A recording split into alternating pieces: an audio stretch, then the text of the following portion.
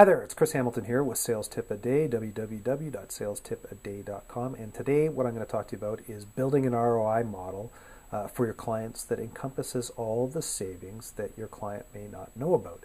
And in essence, most sales are done in organizations based on an ROI, or what kind of return on investment that they could actually receive from using your product or service.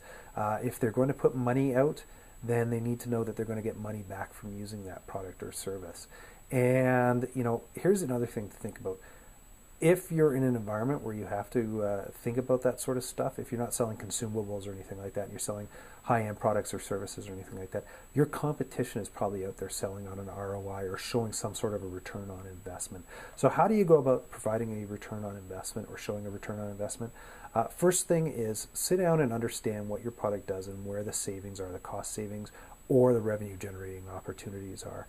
And make sure that you sit down with a client and work through a process with them to assign values to each one of those.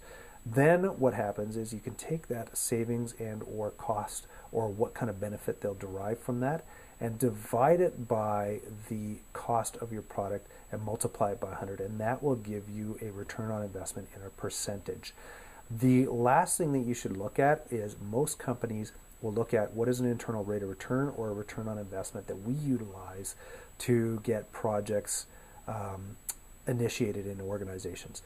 For example, up in Calgary here, where we play in the oil and gas industry, a well has to be drilled that would return at least 12% return on invested capital to an organization. That's just potentially hypothetical, but that's what I've heard before in the industry. So if your product or service is not providing that minimum 12%, then chances are you're not going to get your product sold into that company. So, a lot of times you should be asking people, what kind of an ROI are you looking for? What kind of internal rate of return does a company look for us to get projects sponsored and done?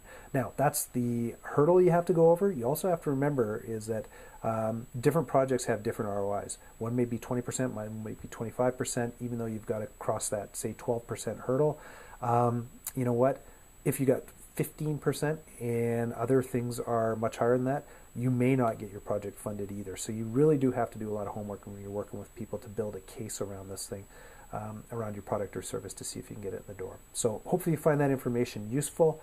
So for further daily sales and marketing tips, go to www.salestipaday.com, or feel free to reach out to me at chris@salestipaday.com. And have yourself a great day.